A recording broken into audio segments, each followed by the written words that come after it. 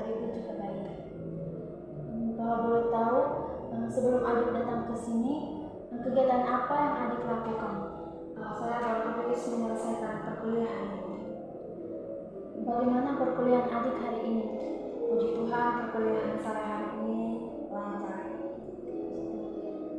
Sebelum kita melanjutkan, kuliah saya hari ini lancar. Baik adik. Sebelum kita melanjutkan ke tahap selanjutnya, ibu akan memperkenalkan diri. Perkenalkan, nama ibu Astrid. Saya Rena, apakah sebelumnya Rena pernah melakukan proses konseling? belum pernah. Jadi ini pertama kalinya Rena melakukan proses konseling. Di sini ibu akan menjelaskan proses konseling. Proses konseling yang kita lakukan ini proses konseling individual, di mana proses pemberian bantuan dari konselor kepada konseli untuk mengatasi permasalahan yang sedang dihadapi.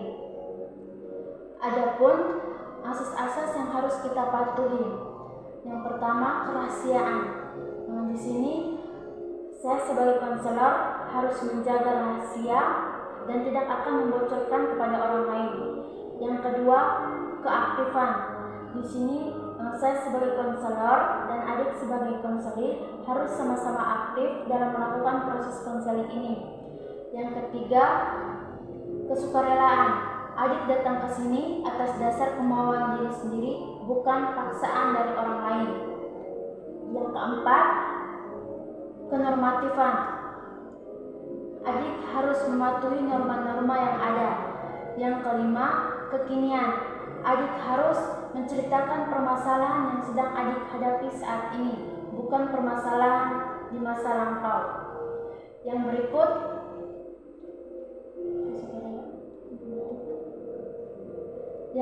keaktifan.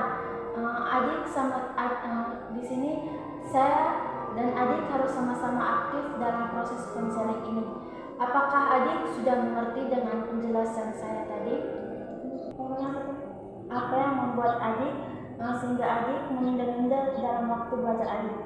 Yang membuat saya menunda waktu belajar saya, yaitu saya sering mengisi waktu kosong saya ketika ingin belajar, tapi saya sering mengisinya untuk bermain sosial media seperti TikTok, IG, dan sebagainya.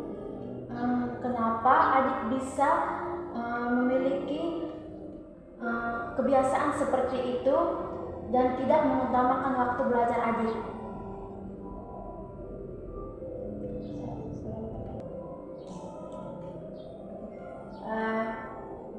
Karena ketika saya memegang HP, saya selalu tergoda dan mempunyai keinginan untuk membuka TikTok dan sosial media lainnya. Hal apa yang sudah adik lakukan agar agar kebiasaan adik itu bisa dihilangkan, atau adik lebih fokus lagi dalam belajar adik? Hal yang bisa saya lakukan agar saya bisa menghilangkan kebiasaan itu, saya bermain dengan kawan-kawan saya, atau saya menahan diri untuk tidak pegang HP. Apakah adik sudah pernah melakukan hal tersebut atau adik belum pernah melakukan hal itu? Sebelumnya ibu saya sudah pernah melakukan hal tersebut, tetapi saya belum bisa untuk memperbiasakan hal tersebut. Jadi adik belum terbiasa untuk mengatur waktu belajar adik.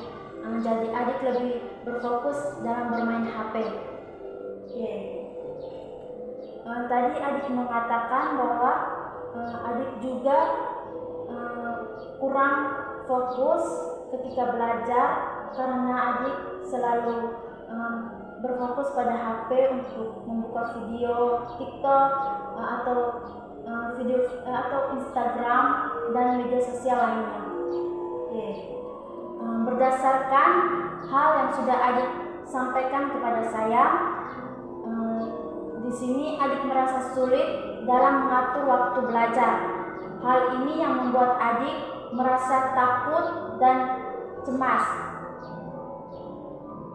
Saya merasa takut dan cemas ketika saya berbuat hal seperti itu, dan ketika pada saat aku mengumpulkan tugas, di situ saya sudah mulai merasa cemas karena saya belum mengerjakan tugas itu sama sekali. Jadi baik dari permasalahan yang adik ceritakan, kita bisa menggunakan beberapa program yang ibu sarankan di sini menggunakan teknik seperti self monitoring. Di sini adik lebih mengatur waktu belajar adik, seperti adik mencatat jadwal harian adik agar adik lebih berfokus lagi dalam belajar, lebih teratur lagi mengatur antara waktu belajar adik, waktu bermain adik, dan waktu bermain dengan HP. Apakah adik setuju dengan program yang saya sampaikan atau saya terapkan ini? Iya, Ibu, saya setuju. Oke adik, kalau begitu kita akan membuat jadwal ini dalam 1 minggu ke depan. Apakah adik bisa melakukan, atau berapa lama adik bisa melakukan program yang saya buat tadi? Bisa saya lakukan mulai minggu depan. Oke, baik adik. Jadi kita akan melihat kemajuan adik di minggu depan dan bagaimana perkembangan adik terkait hasil jadwal yang sudah adik lakukan. Kapan kita bisa melakukan pertemuan ulang lagi untuk melihat perkembangan adik? Kebetulan Ibu pada minggu depan jam yang sama dan hari yang sama. Jadi baik adik, di minggu depan dan di jam yang sama kita akan melakukan proses konseling lagi. Baik, terima kasih adik telah mempercayai saya sebagai konseling, dan terima kasih sudah menceritakan permasalahan yang sedang adik hadapi saat ini. Terima kasih adik dan selamat siang. Selamat siang. Sampai jumpa di minggu depan.